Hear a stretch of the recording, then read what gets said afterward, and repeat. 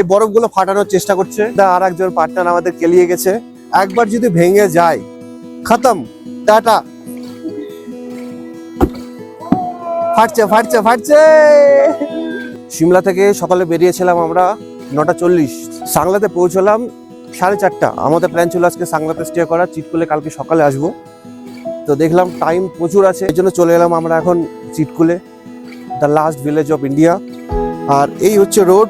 Last year যখন এসেছিলাম এগুলো এই অবধি স্নো ছিল, এখন কোনো রকম স্নো নেই। ইচ্ছা ছিল যে আরেকটু যদি রোদ থাকতো, একটু লাস্ট বছর যখন আমরা নদীতে একটু স্নান টান করতে পারিনি, তো এই বছর একটু ইচ্ছে হলো যে দেখি নদীতে যদি একটু হালকা করে পাটা চুমানো যায় ঠান্ডাতে, ব্যাপারটা ঝাঁকানাকা হয়ে যাবে। সামনে বাহুবলী, মাঝখানে আমি, ক্যামেরাম্যান বঙ্কিমদা, আর একজন পার্টনার আমাদের কেলিয়ে গেছে।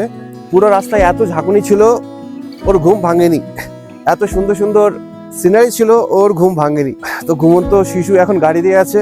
আমরা চিটকুলের এই পোর্শনটা এক্সপ্লোর করব, দেন এখান থেকে ব্যাক টু হোমস্টে, দেন কালকে আমরা বেরিয়ে যাব কাজাতে।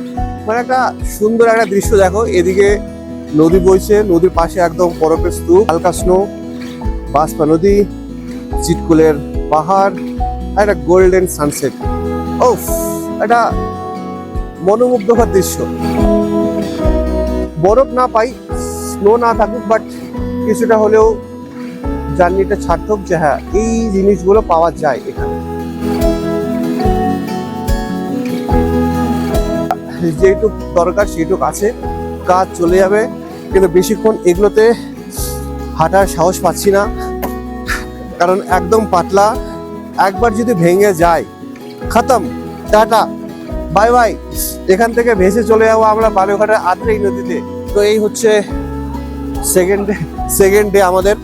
এই বরফগুলো ফাটানোর চেষ্টা করছে, ঠিক আছে, যে বরফগুলো ফাটে কিনা। একবার যদি ফাটে তোমাকে নিয়ে ঢুকবে ভাই। ফাটছে ফাটছে ফাটছে।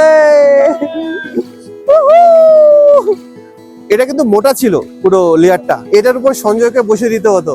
তো এই ছিল আমাদের সেকেন্ড ডে চিটকুল আর সাংলাতে। তো কালকে আমরা বেরিয়ে যাবো নাকো ভিলেজ, টাবো ভিলেজ।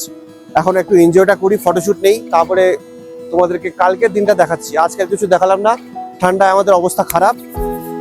গার্লফ্রেন্ডকে নিয়ে ব্যস্ত, ঠিক আছে, গার্লফ্রেন্ডকে ভিডিও চ্যাট করছে। আমরা সিঙ্গেল মানুষ, আমাদের গার্লফ্রেন্ড নেই, তা আমরা একে অপরকে নিয়ে ব্যস্ত ফটোশুটের জন্য। হাত পুরো জমে যাচ্ছে, সকালবেলা কিছু খাইনি, ব্ল্যাক কফি খাইনি। এখন এসে এই 6:30টার দিকে ব্ল্যাক কফি খাচ্ছি। কোথায় সেটা হচ্ছে হিন্দুস্তানের আখরি ধাবা, ঠিক আছে, লাস্ট ভিলেজের আখরি ধাবাতে এখন আছি। লাস্ট বছর ঢুকতে পারিনি, তো ব্ল্যাক কফি, ক্রিম বিস্কিট এই খেয়ে বিকেলটা কাটাবো। রাতে গিয়ে আমাদের ডিনারটা চলবে।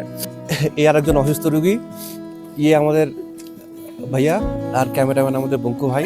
এখানে বেশিক্ষণ সহ্য করা যাবে না এই টেম্পারেচার, তাই জন্য শরীরটাকে একটু ব্ল্যাক কফি নিয়ে হালকা গরম করে দেন ব্যাক টু সাংলা। এখন দেখি রাতে এখন কি ব্যবস্থা ওখানে। এখন ব্ল্যাক কফিটা এনজয় করি, টাটা।